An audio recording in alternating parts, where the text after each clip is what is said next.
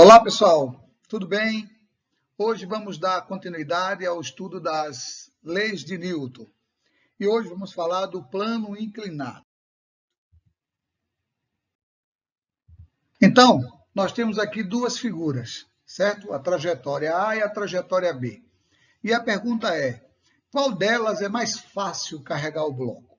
Na trajetória A, você tem o bloco que tem que ser levado na vertical.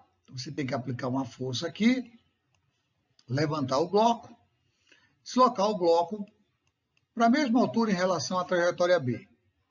Entretanto, na trajetória B, você não precisa aplicar uma força na vertical, basta você aplicar uma força na horizontal, né, ou puxar o bloco na direção do plano inclinado. Veja que você tem um plano aqui, ele é inclinado em relação à horizontal. Vou chamar aqui de um ângulo alfa. Então, nós vemos pela figura que é mais fácil você empurrar o bloco ou aplicar uma força menor na trajetória B. Pois é, o plano inclinado é uma máquina simples, tá certo? Que nos ajuda a deslocar objetos de um ponto mais baixo a um ponto mais alto.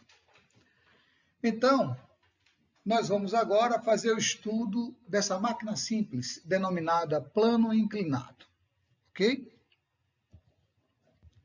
Muito bem.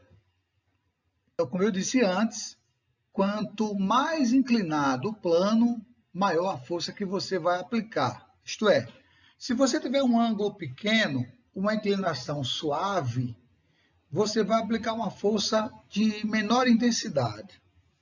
Então, você pode deslocar grandes alturas, objetos entre grandes alturas, com certa facilidade, se você mantiver a inclinação do plano pequena, tá certo? Ou seja, um ângulo pequeno. Você vai ter uma distância longa, mas a inclinação pequena, ok? Muito bem. Então, a pergunta agora vai ser, quais são as forças que atuam num plano inclinado? Nesse nosso exemplo, o plano inclinado, ele é perfeitamente liso. Vamos considerar um plano ideal sem atrito. Então, se a gente coloca esse bloco aqui na superfície do plano, nós teremos duas forças. A primeira delas, o peso. E nós já sabemos que o peso é uma força vertical dirigida para baixo. Então, veja aqui, ó, força na direção vertical dirigida para baixo. E a outra força vai ser a reação da força exercida pelo bloco na superfície inclinada, ou seja, no plano inclinado, que é chamada de força normal, está aqui em vermelho, certo? Então, veja bem, a força peso e a força normal. Essas são as duas forças que atuam no corpo se a gente considerar o atrito entre o bloco e o plano inclinado desprezível, ok? Lembremos que a força peso é uma força sempre vertical e dirigida para baixo, para o centro da Terra, né? Segundo, a força normal é uma força perpendicular ao plano inclinado. Então, essa força ela vai variar com a direção do plano, com o ângulo de inclinação. Este ângulo aqui, ó. Este aqui é o ângulo de inclinação, que eu vou chamar de alfa. Se esse ângulo for aumentando, vejam, se esse ângulo for aumentando, essa normal ela vai diminuindo, de tal modo que se essa vertical tiver um ângulo aqui alfa de 90 graus, a força em relação ao plano, que é a reação da superfície, vai ser nula, ok? Muito bem. Força sobre um corpo em um plano inclinado. Ainda sobre essas forças, o que a gente vai fazer? A gente vai pegar um plano de referência, que é um plano X, aqui ó, na direção do plano inclinado. Está aqui o eixo X, que fica paralelo ao plano inclinado, e o eixo Y, que é perpendicular ao plano inclinado. Então, eu vou perceber que a força normal, está vendo aqui? Ela está na direção do eixo Y. E a força-peso não está nem na direção de Y, nem na direção de X. Ela é vertical. Então, o que é que eu vou fazer? Eu vou fazer uma decomposição dessas forças. Eu vou pegar aqui a força-peso e vou decompor na direção de Y. Então, vou chamar ela de PY. Está aqui, ó. E a força-peso na direção de x. Está aqui, ó, na direção de x. Então, vejamos. O que vai acontecer?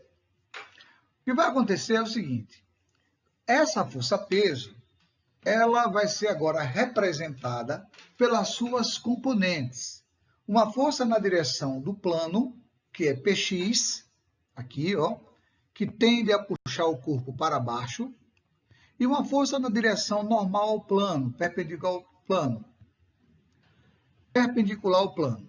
Aí, o que você vai ver aqui? Que a normal e o PY, componente do peso na direção normal, elas vão se anular, porque são forças que atuam no mesmo corpo, o bloco, na mesma direção, porém em sentidos contrários. Ok? Tranquilo? Muito bem. Ô Paulo, e se tivesse atrito? Se o plano não fosse perfeitamente liso? A pergunta era simples. O bloco ia tender a descer. Então, veja, essa pergunta é muito simples. Se o bloco vai tender a descer, e se eu considero o atrito, um atrito, como nós vimos na aula passada, é a força que se opõe ao movimento. Então, eu teria uma força no sentido contrário ao movimento. Está aqui a força de atrito no sentido contrário ao movimento. Muito bem. Vamos fazer uma aplicação simples. Vamos imaginar um plano sem atrito, certo? Então, vamos calcular a aceleração desse bloco, se você solta esse bloco nesse plano sem atrito. Então, a primeira coisa que eu ia fazer, já sabendo que a normal equilibra o peso, está aqui, ó, normal e peso, na direção de y se equilibram, e que a única força atuante seria Px, então a força resultante sobre o bloco, uma vez que o atrito era desprezível, tá? Vai ser Py. Então, eu posso calcular primeiro o Py. Py está representado aqui, ó, eu coloco fechando esse triângulo, olha aqui, triângulozinho retângulo. Esse ângulo é o ângulo de inclinação do plano. Então, o que vai acontecer? Nesse triângulozinho retângulo, Py é o cateto, Px é o cateto oposto. E o peso é a hipotenusa. Então, seno do ângulo θ é Px, cateto oposto pela hipotenusa. Colocando em evidência, a componente do peso Px é o valor do peso vezes o seno do ângulo de inclinação, que aqui é representado por θ. E a aceleração do bloco, uma vez que a força resultante é Px, vamos igualar, força resultante igual a Px. Segundo a lei de Newton, força resultante é o produto da massa pela aceleração, e Px já calculei aqui, ó, só repetir, vai ser P seno θ. Sabemos que o peso é a massa vezes a gravidade, certo? Então, vai ficar massa de um lado, massa do outro. Perceba que a gente cortou a massa. Significa dizer que o plano inclinado, um bloco descendo no plano inclinado, ele não vai necessitar da massa do corpo. Então, o que é que vai acontecer? Eu vou perceber que a massa do bloco sobre o plano inclinado não vai influenciar no cálculo da aceleração. Logo, temos que a aceleração do bloco é g seno θ. Como g é uma constante, então essa aceleração vai depender apenas do ângulo de inclinação, ou seja, quanto mais inclinado o bloco, maior a aceleração. Aí eu vou para o extremo, né, para o limite. Vamos expandir aqui até um ângulo de 90 graus. O que acontece? A aceleração vai ser igual a g, porque sendo de 91. Então, o bloco desce na vertical. Vamos agora concluir a nossa aula com esse exemplo. Um corpo de massa 12 kg é abandonado num plano inclinado que forma um ângulo de 30 graus com a horizontal.